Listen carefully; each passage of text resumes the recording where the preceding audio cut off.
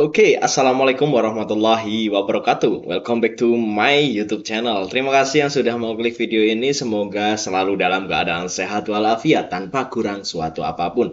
Oke, buat teman-teman semua, selamat menonton dan juga sekali lagi pasti saya doakan ya, semoga rezekinya lancar dan dimudahkan segala urusannya. Dan tentunya yang punya hutang semoga segera lunas. Allahumma amin amin ya rabbal alamin.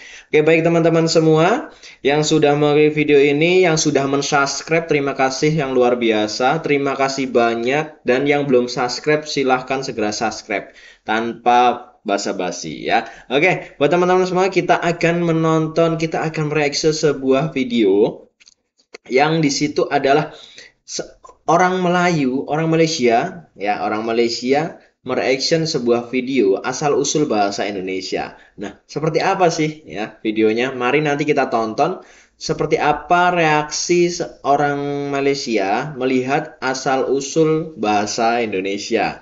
Ya, kita kasih paham kepada semua orang bahwasanya bahasa Indonesia ini punya sejarah, bukan sekedar asal nongol saja, tapi punya sejarah yang sangat luar biasa, punya runtutannya, bukan asal bukan asal jatuh gitu aja, atau bahasa dikasih atau apapun itu, kita nanti kasih tahu ke mereka. Ke mereka siapa? Semuanya warga Indonesia yang belum paham biar paham, dan semuanya seluruh dunia kita kasih tahu bahwa bahasa Indonesia layak untuk menjadi bahasa dunia. Oke, tanpa basa-basi buat teman-teman semua, langsung saja kita tonton videonya, jangan sampai ketinggalan. Sekirot, langsung saja. Asal muasal bahasa Indonesia. Nah, jadi sebenarnya akar dari bahasa Indonesia tuh apa sih, Nat? Kok jadi Oke, nanti dulu. Ini channel Uncle ya, Uncle Reaction itu beliau mereaction sebuah bahasa Indonesia ya, asal-usul bahasa Indonesia dari seorang YouTuber juga. Jadi judulnya seperti ini.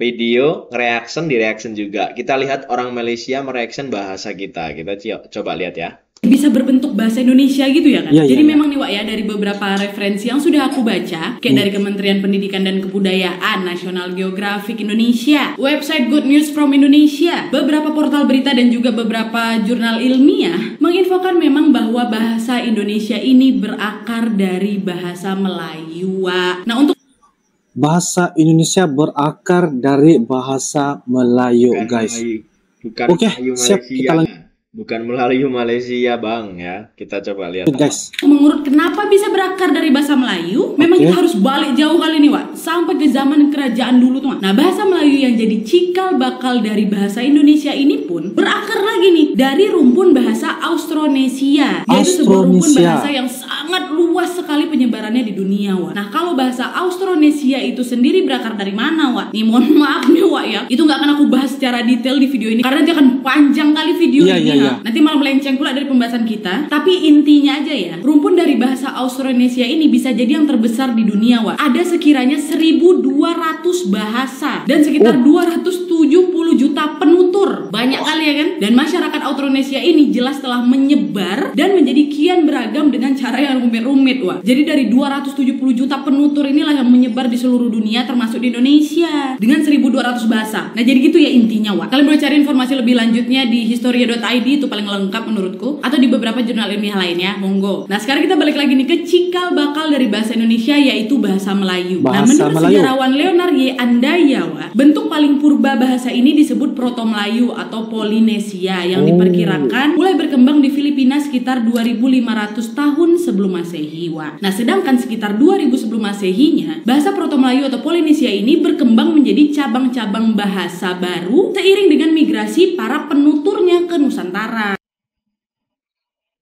Mbaknya ini ngomongnya cepetnya luar biasa nih. Ini yang udah lancar sekali dalam public speaking ini ya. Kita yang baru-baru ini masih belajar. Jadi ini perlu dicontoh sih. Ngomongnya tuh cepet banget. Tapi kita ini ya masih bisa lah nyangkut-nyangkut di dalam otak gitu, masih bisa ya. Oke, lanjut saja.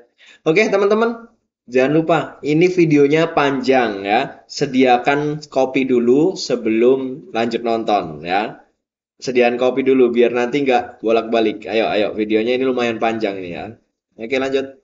Lalu sekitar 1500 sampai 500 sebelum Masehi, di Kalimantan bagian barat sana, Wak, berkembang juga tuh rumpun bahasa Melayu Cham. Beberapa ratus sebelum era Masehi, Wak, orang-orang berbahasa Melayu Cham ini lantas bermigrasi ke daerah Semenanjung Malaka atau dahulunya juga dikenal sebagai Ujung Medini melalui Kepulauan Riau. Nah, Bapak Andaya ini menambahkan bahwa dari Semenanjung Malaka tadi ada nih satu kelompok yang berasal dari Kalimantan bagian barat ini, menyeberanglah itu ke Sumatera Tenggara dan menjadi nenek moyang para penutur bahasa Melayu. Itu kelompok pertama. Sedangkan kelompok-kelompok lain bermigrasi lah itu, Wak, ke Vietnam dan lantas juga menjadi nenek moyang para penutur bahasa Cham. Nah, bahasa Melayu purba atau bahasa Melayu kuno ini berkembanglah itu, Wak, seiring tumbuhnya kebudayaan maritim para penuturnya. Mereka membangun komunitas di pesisir dan tepian sungai, dan selama berabad-abad komunitas penutur ini saling berjejaring, Wak, dan menjadikan bahasa Melayu kuno ini sebagai basantara atau bahasa perantara. Bahasa Melayu sebagai bahasa perantara. Kalau kita dapat lihat ya sejarah terdahulu, bahasa tu ibaratnya berakar dari bahasa Melayu, lepas tu dia bercambah di sana sini sebab kebanyakan kalau kita lihat di Nusantara itu berakar dari bahasa Melayu. Ayo, jangan salah tanggap ya, jangan sampai salah tanggap. Bukan Melayu di Malaysia ya. Kita terus tonton terus ya. Tonton terus. Guys, dia banyak bercambah-cambah, lepas tu dia berakar, lepas tu dituturkan kebanyakan di negara di Nusantara, guys. Oke. Apa? Untuk bisa berkomunikasi. Nah, oleh karena itu, Wak, bahasa ini juga berkaitan erat dengan geografi persebaran penduduknya. Penuturnya, maaf. Nah, Leonard Andaya ini menamakan wilayah interaksi para penutur bahasa Melayu kuno ini sebagai Laut Melayu. Wilayah interaksi para penutur bahasa Melayu ini disebut Laut Melayu, Wak, yaitu wilayahnya. Dan istilah ini mengacu pada sebuah catatan peristiwa Arab yang dipublikasikan sekitar 1000 Masehi, Wak. Nah, catatan peristiwa itu menyebut tentang Laut Melayu yang mendekati Cina. Nah, Laut Melayu ini adalah laut yang panjang kali, Wak, yang menghubungkan India Selatan dan Sri Lanka dengan Teluk Bengal, Sumatera, Selat Melaka, Semenanjung Malaya, Teluk Siam, Laut Cina Selatan, hilir Sungai Mekong, dan Vietnam Tengah, Wak. Nah, titik utama jaringan komunitas yang menghidupi Laut Melayu ini adalah Selat Malaka. Dan dari keterangan-keterangan ini udah jelas sekali kan, memang menunjukkan hubungan erat antara komunitas penutur bahasa Melayu dengan dunia kelautan, Wak. Oleh karena itu, Leonard Andaya ini memberi pengertian bahwa Laut Melayu ini mengacu pada serangkaian komunitas yang terhubung melalui jaringan ekonomi dan budaya yang intens. Nah, bahasa Melayu kuno sendiri diperkirakan telah digunakan secara luas pada masa kerajaan Sriwijaya pada abad ke-7. Prasasti Kedukan Bukit yang dikeluarkan Sriwijaya pada 683 Masehi adalah bukti arkeologis tertua penggunaan bahasa Melayu kuno yang berhuruf Palawa atau India, Wak. Dan hubungan erat Sriwijaya dengan negeri-negeri India inilah yang membuat kosakata Melayu kuno makin banyak pula nih mendapat pengaruh dari bahasa Sangsekerta. Misal nih, kata asmara berasal dari bahasa Sangsekerta yaitu asrama, bukan asmara, Wak, asrama. Terus kata bahagia dari bahgia, berahi, firahin, birahi, durhaka, drohaka, gembira, gambira, hartawan, artavan. Berubah nih jadi harta plus one gitu. Istimewa, astam eva, janda, randa, jelita, lalita, merdeka, mahardika, mesra, misra, sederhana, sadarana, wanita, vanita, terus wisuda, visuda, dan masih banyak lagi, Wak. Itu salah satu aja, jangan kusebutkan semua, banyak nanti. Nah, itu dari serapan bahasa Sangsekerta. Ada lagi, Wak, dari bahasa Hindi dan Tamil yang juga turut mempengaruhi bahasa Melayu kuno ini. Dari bahasa India ya, Wak, ya. Contohnya, ayah dari ayah, bangsal dari bansal, bendi dari bindi, candu juga, celana, kolna, duhai, gusar, gusa, padi, pulau, roti, setan, stan gitu, Wak. Topi juga, ucar. Nah, itu contoh bahasa Timil.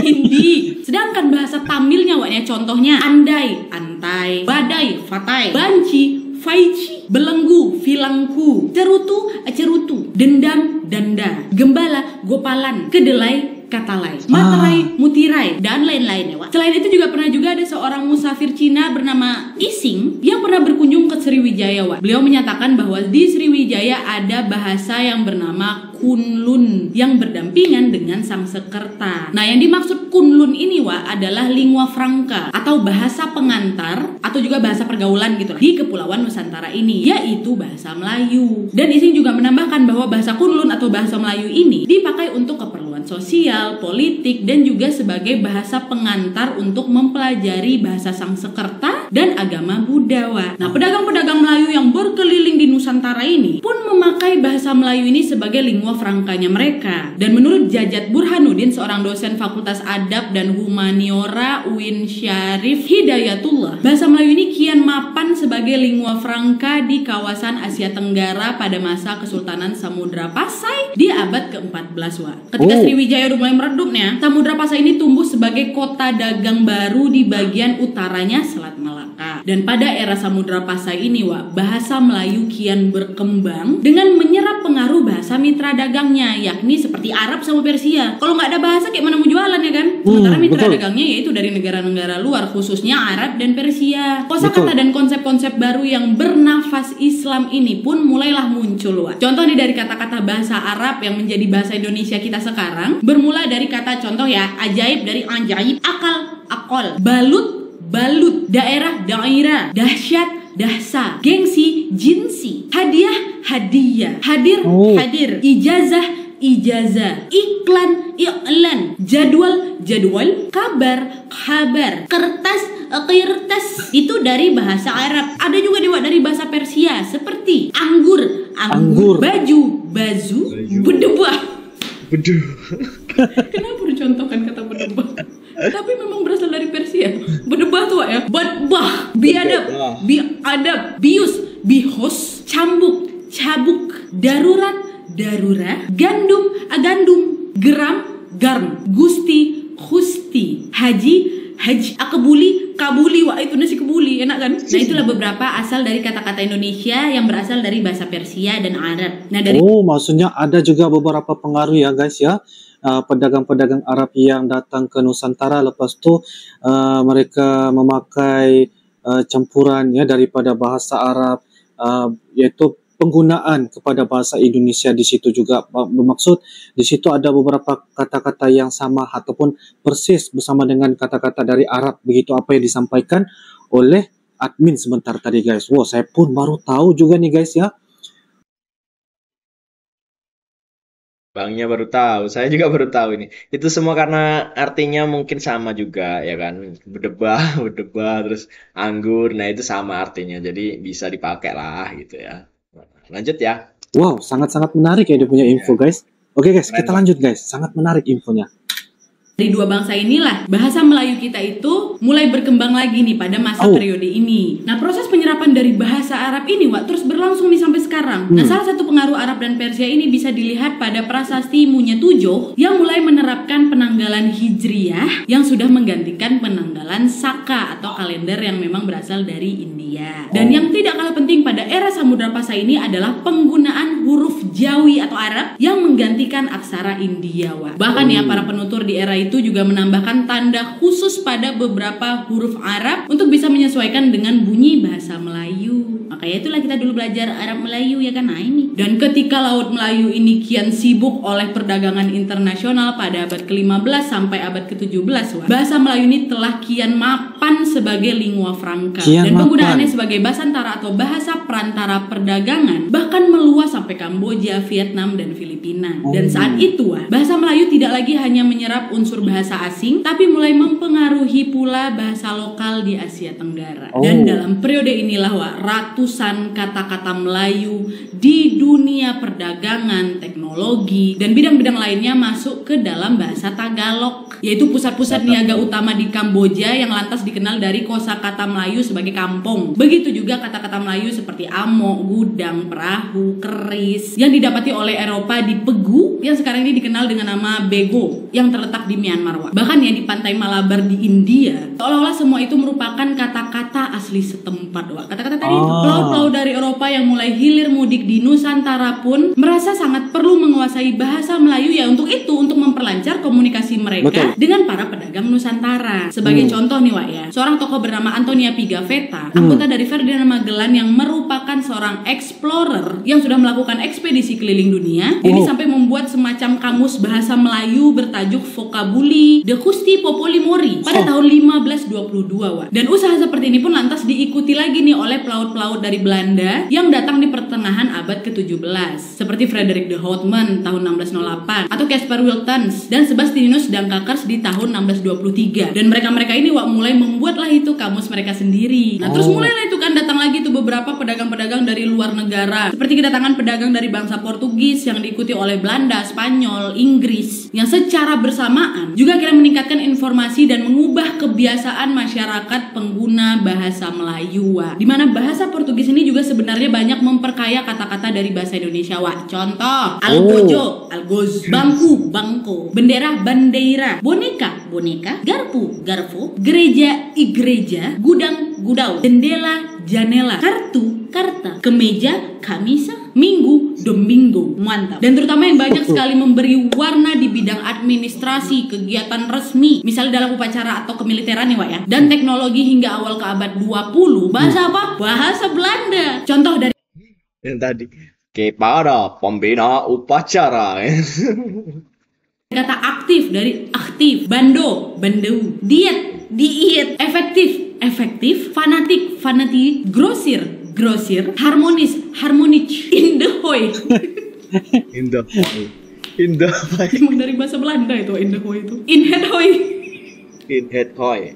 Serius banget ya, sorry. Indekos, indekos, kamar, kamar, losmen, lodgemen, marijuana, marijuana, objektif, objektif, perkedel, perkedelnya dari bahasa Belanda Wak, perkedel, kan? Perkedel. Serius, iya dari bahasa Belanda perkedel itu. Mungkin Bahasa Belanda ya guys. karena dari olahan kentang Serapan. kali orang sana kan makannya kentang ya kan. Mashed potato itu ada mungkin disebutnya frikandel. Kita mau perkedel ya kan. Nah, jadi kata-kata itu memang pinjaman dari bahasa Belanda Wak. Nah sedangkan bahasa yang dipakai pendatang dari Cina juga lambat laun dipakai oleh penutur bahasa Melayu nih Wak ya. Kata-kata Tionghoa yang masuk ini juga biasanya berkaitan dengan perniagaan dan keperluan sehari-hari pastinya. Contoh, angpau, jelaslah angpau. Angpau. Apa? Apa? Bakia, bakia nih ya sendal. Bakia, bakmi, bahmi, Cina jangan ke Arab ya. Bahmi, bakpau, bahpau, bakpia Wak, bahpian, bakso, bakso, bakwan. Lapar aku jadinya. Serius lah Nat ah. Oke. Sorry ya Wak, maaf. Bakwan, bakwan, bopeng, mopang, cekak, cika, lagi cekak aku.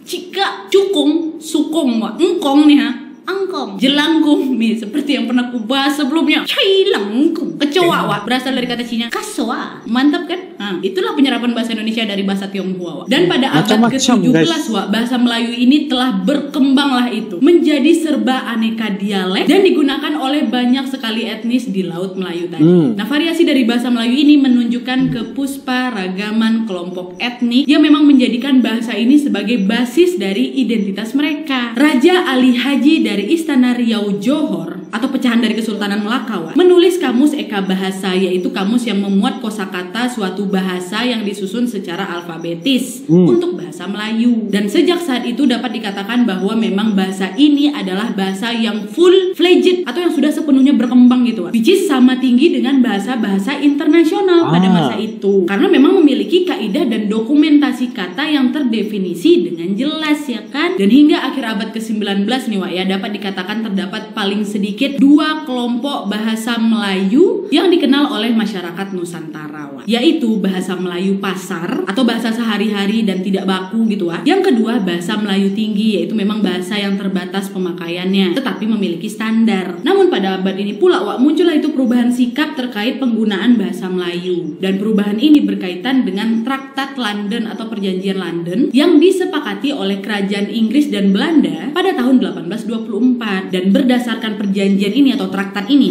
Belanda ini diakui menguasai kepulauan Indonesia, sementara Inggris memerintah kawasan Semenanjung Malaya dan Singapura. Dan dari pemisahan ini secara tidak langsung ikut juga mempengaruhi perkembangan bahasa Melayu di kawasan Selat Melaka itu. Dan sejak saat itu 2 pusat kebudayaan Melayu yaitu Kerajaan Riau V Purbalingga, dan kerajaan Johor pun berkembang sendiri-sendiri, Wak. Yang mana kemudian bahasa dan kesusastraan Melayu Riau ini dijadikan tulang punggung bahasa Indonesia. Pemerintah kolonial Hindia Belanda pun menyadari bahwa bahasa Melayu tinggi ini dapat dipakai untuk membantu administrasi bagi kalangan pegawai Nusantara karena penguasaan bahasa Belanda mereka yang dinilai lemah. Dan dengan menyandarkan diri di bahasa Melayu tinggi, karena memang telah memiliki kitab-kitab rujukan, Wak, sejumlah sarjana Belanda pun mulai terlibat nih dalam pembakuan bahasa. Kemudian promosi bahasa Melayu ini pun dilakukan di sekolah-sekolah dan didukung dengan penerbitan karya sastra dalam bahasa Melayu. Di saat inilah, Wak, terbentuknya embrio bahasa Indonesia yang secara perlahan mulai terpisah dari bentuk semula bahasa Melayu Riau Johor itu. Pada tahun 1896, seorang warga negara Belanda yang bernama Charles Adrian van Ophusen, ditugaskan oleh pemerintah Belanda untuk bisa menstandarisasikan aksara Latin untuk bahasa Melayu yang dibantu oleh Nawawi Sultan Makmur, yaitu seorang guru dan tokoh pendidik yang berasal dari Minangkabau pada akhir ke-19 dan awal abad ke-20, dan juga Muhammad Taib Sultan Ibrahim yang juga merupakan rekan dari Bapak Nawawi Sultan Makmur tadi. Udah bertiga lah itu kan mereka menstandarisasikan itu bahasa. Dan hasil dari proses ini adalah sebuah buku yang dinamakan Kitab Logat Melayu atau Melajoe tulisannya pada tahun 1901, Wak. Dan buku tersebut kemudian menjadi pedoman tata bahasa yang kemudian dikenal dengan nama Ejaan van Ophusen. Nanti ku bahas soal ejaan-ejaan ini ya. Dan keberadaan dari buku tersebut semakin memantapkan posisi bahasa Melayu, Wak. Dan gak cuma itu aja nih ya, Gubernur Belanda pada saat itu, Wak, juga menetapkan bahasa Melayu sebagai bahasa pengantar di sekolah-sekolah Bumi Putra, Wak. Jadi bahasa intervensi pengantar dari pemerintah ini pun semakin kuat dengan dibentuknya Komisi for the Volkstur atau Komisi Bacaan Rakyat atau KBR pada tahun 1908, yang kemudian pada tahun 1917 lembaga ini berubah menjadi Balai Pustaka. Dan pada tahun 1910-nya, Wak, komisi ini pun di bawah pimpinan D.A. Ringkes melancarkan program Taman Pustaka dengan membentuk perpustakaan-perpustakaan kecil di berbagai sekolah dan beberapa instansi milik pemerintah, Wak. Dan perkembangan program ini pun sangat pesat pastinya. Dalam 2 tahun terakhir aja nih, Wak, ya, setelah terbentuknya itu sudah berhasil terbentuk 700 perpustakaan, Wak. Dan badan penerbit ini pun akhirnya menerbitkanlah itu novel-novel seperti Siti Nurbaya dan Salah Asuhan, novel lama kali itu. Selain itu juga ada buku-buku penuntun bercocok tanam, penuntun memelihara kesehatan, yang tidak sedikit akhirnya membantu penyebaran bahasa Melayu ini di kalangan masyarakat luas. Dan akhirnya setelah meluasnya bahasa Melayu yang menjadi bahasa keseharian ini, pada tahun 1916 Ki Hajar Dewantara, seorang aktivis pergerakan dari kemerdekaan Indonesia, pun mengusulkan bahasa Melayu menjadi bahasa persatuan dalam makalahnya yang disampaikan di sebuah acara pengajaran kolonial Den Haag. Dan usul dari Ki Hajar Dewantara itu merupakan bahasa Melayu yang sudah distandarisasi oleh Raja Ali Haji sebelumnya itu, Wak. Dan perkembangan selanjutnya ketika gelora semangat kemerdekaan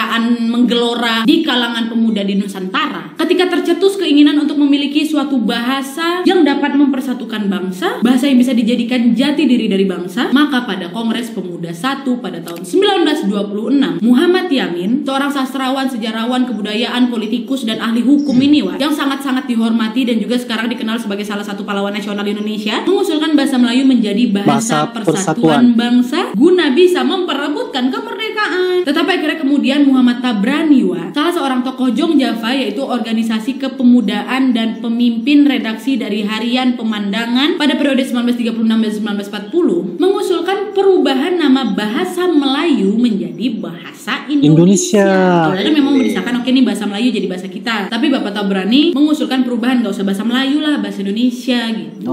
Karena beliau berpendapat, Wak, jika tumpah darah memperjuangkan bangsa yang dinamakan Indonesia, maka bahasanya pun harus disebut bahasa Indonesia. Dan dalam tulisannya yang berjudul Bahasa Indonesia, yang membahas tentang pentingnya nama bahasa Indonesia dalam konteks perjuangan bangsa, beliau menutup konteks dalam perjuangan bangsa, sebab itulah dipanggil sebagai ataupun diusul sebagai bahasa Indonesia, guys.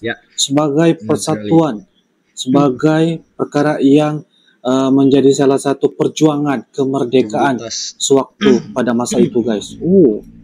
tulisan tersebut dengan bunyi, bangsa dan pembaca kita sekalian, bangsa Indonesia belum ada, terbitkanlah bangsa Indonesia itu. Bahasa Indonesia belum ada, terbitkanlah bahasa Indonesia itu. Karena menurut keyakinan kita, kemerdekaan bangsa dan tanah air kita Indonesia ini terutama akan tercapai dengan jalan persatuan anak Indonesia yang antara lain-lain terikat oleh bahasa Indonesia. Dan berangkat dari usulan Tabrani ini, pada Kongres Pemuda kedua, tepatnya pada tanggal 28 Oktober 1928, ditetapkanlah bahasa Indonesia sebagai bahasa persatuan bangsa dengan diikrarkannya apa, Wak? Sumpah Pemuda. Betul, Sumpah Pemuda. Sumpah Pemuda, kami putra dan putri Indonesia mengaku bertumpah darah satu tanah Indonesia. Kami putra dan putri Indonesia mengaku berbangsa satu bangsa Indonesia. Kami putra dan putri Indonesia menjunjung bahasa persatuan bahasa Indonesia. Merinding gak sih kalian?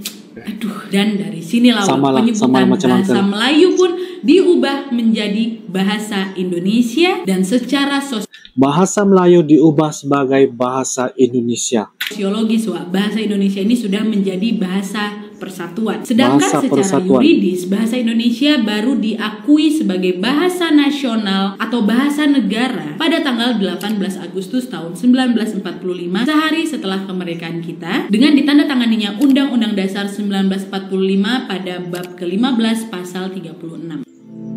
Penyempurnaan ejaan bahasa Indonesia. Materimu, Mbak, mantap sekali, Mbak. Tes.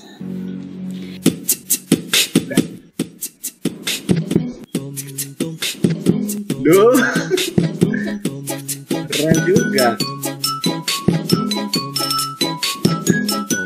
Wah, Keren juga ini. Kreatif. mantap.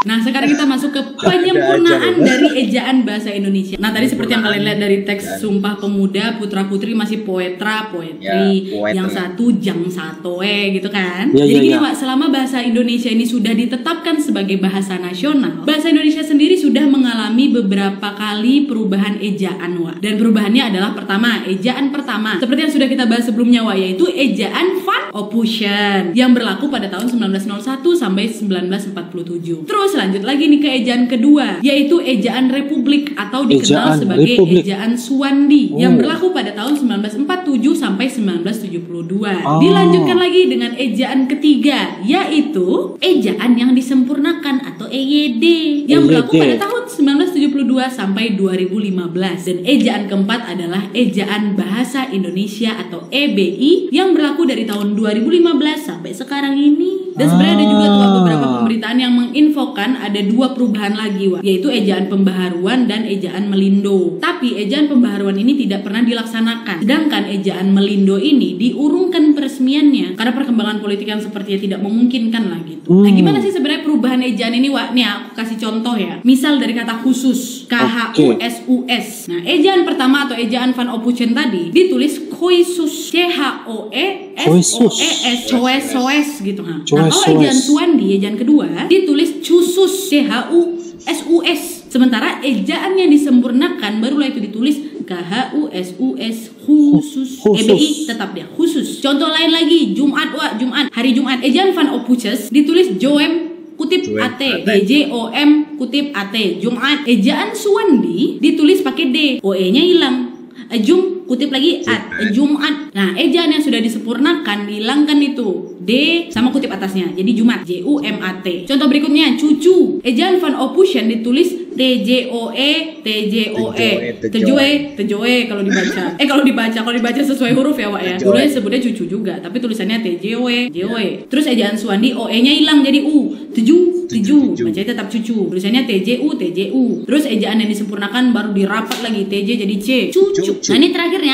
Yakni. Kalau dari ejaan Van Ophusen ditulis jakni. Karena J dulu kan pakai J kan. Ini jadi Nih, JA kutip NI. Kalau ejaan Suwandi, kutip hilang ganti K, JAKNI, Jakni. Terus akhirnya barulah terakhir ejaan yang disempurnakan J ganti Y, YAKNI, yakni. Nah gitu tuh beberapa ejaan-ejaan yang akhirnya sudah disempurnakan sampai ke EBI sekarang. Dan kalau misalnya kalian perhatikan dari tadi kan ejaan kita sekarang yaitu EBI nggak ada banyak perbedaan ya dengan ejaan dari EYD ya kan?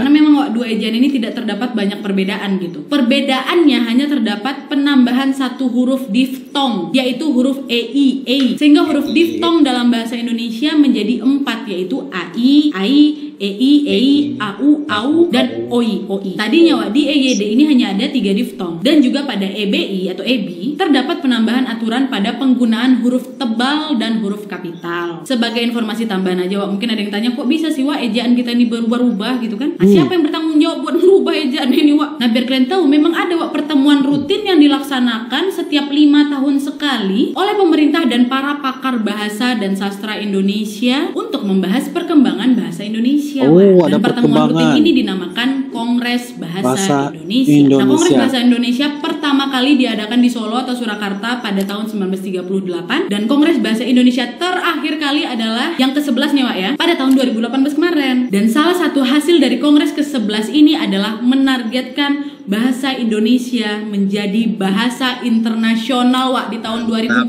Mantap kali ya kan. Semoga aja bisa tercapai target ini Wak ya. Keren kali loh. Harus pokoknya. Harus. Ayo, mana pendukung Indonesia? Oke.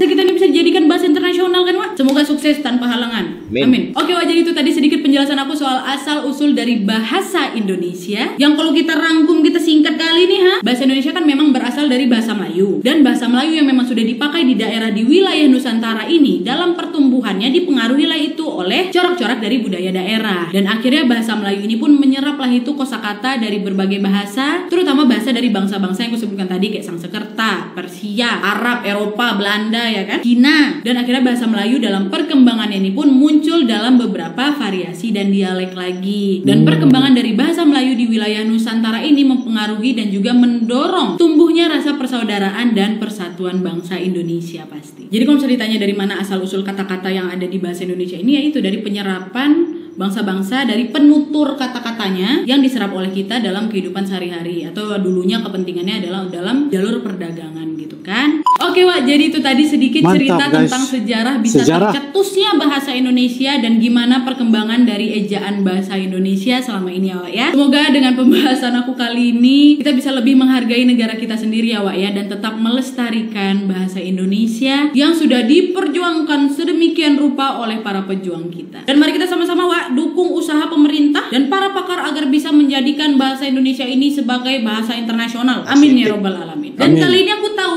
setelah aku bahas bahasa kalian pasti ngelunjak, Kak, asal usul tulisan lah Kak, alfabet kok A bentuknya gini, kok B bentuknya gini, ya kan? Ya nggak? Kalian pikir kalian aja penasaran? Aku pun ntar ya sedang di riset, ada A sampai Z panjang ya kan? Tunggu nanti next kesempatan aku akan menjelaskan lagi nih. Ini akan berakar nih Wak dari asal usul bahasa Indonesia. Terus dari Indonesia kan banyak lagi nih suku-sukunya ya kan? Jawa, Minang, Melayu, Dayak, Bugis, pasti bahasanya beda-beda lagi, ya kan? Nanti Wak kita satu-satu dulu nih, satu-satu. Insya Allah pasti nanti akan aku bahas lagi buat kalian, buat nambah ilmu ya kan? Ya betul. Ya kan? Menarik, tunggu ya Wak ya. Kita tahu dasar-dasarnya dulu, baru nanti kita menyebar-nyebar lagi nih.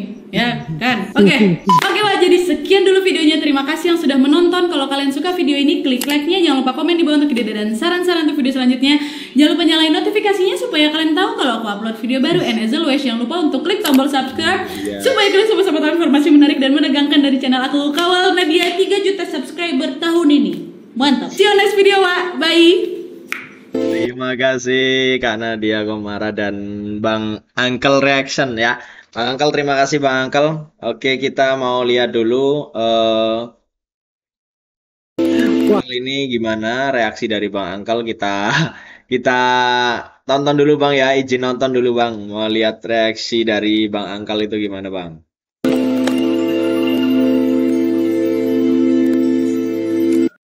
Oke guys, demikianlah sebentar tadi video daripada channel Nadia Omara dengan satu kupasan yang sangat-sangat menarik, panjang lebar, ya, kemas dan tersusun, dan banyak menceritakan sejarah-sejarah tentang asal-usul bahasa Indonesia. Yang dikupaskan tentang mengenal asal-usul bahasa Indonesia, dan itu membuatkan kita salah satu banyak kita menambahkan tentang pengetahuan bagaimana ya bahasa Melayu ini dia punya berakarnya dapat diteruskan, dapat berkembang dengan bahasa-bahasa yang telah diceritakan tadi, sebab bahasa-bahasa itu sebenarnya ada penutur-penutur itu daripada serapan dari negara Belanda, dari negara Arab, dari negara Italia dan sebagainya. Lepas tu dia bercambah, lepas tu dirujuk oleh beberapa pakar-pakar sastra Indonesia, beberapa pakar-pakar bahasa Melayu, dan banyaklah benda-benda yang telah pun dirujuk, dan akhirnya bahasa Indonesia semakin dikenali dan ditarget guys ya sebagai bahasa internasional pada tahun 2045. Iya. Oke Bang, terima kasih ya Bang. Intinya terima kasih banyak. Kita sudah mereaction video Abang ya, Bang Angkel ya. Bang Angkel sudah mereaction asal-usul bahasa Indonesia, dan kemudian saya reaction lagi. Saya pengen tahu bagaimana reaksi dari Abang ya kan, Bang Angkel. Salam kenal Bang dari Indonesia ya. Mudah-mudahan kita walaupun sama-sama memperjuangkan bahasa, semoga kita tetap rukun dalam persaudaraan gitu ya. Kemudian tentunya buat seluruh warga masyarakat Indonesia, kita sudah tahu perjuangan berat, perjuangan besar para pahlawan untuk memperjuangkan bahasa Indonesia ya. Untuk memperjuangkan bahasa Indonesia untuk kita semua. Semoga teman-teman semua, termasuk saya ya, semoga kita bisa melestarikan dan mengembangkan terus bahasa Indonesia ini untuk menjadi lebih tinggi, lebih dikenal dunia ya, luar biasa pokoknya. Kita dukung program-program pemerintah yang sudah akan menduniakan bahasa Indonesia ya. Kita sebagai warga masyarakat atau bangsa Indonesia, kita wajib mendukung dan juga melestarikan bahasa Indonesia. Oke, cukup sampai di sini saja. Cukup lama waktunya, sekitar 30 menitan bersama Hasyim Asyari dan juga Bang Angkel. Dan terima kasih yang sudah menonton. Jangan lupa like, comment, and subscribe. Yang belum subscribe, segera subscribe. Oke, apabila terdapat kekurangan atau sesuatu yang menyinggung, mohon maaf yang sebesar-besarnya. Buat teman-teman yang ada tanggapan atau apapun yang pengen disampaikan, silakan sampaikan di kolom komentar ya. Terima kasih, dan saya akhiri. Wassalamualaikum warahmatullahi wabarakatuh. Sampai jumpa.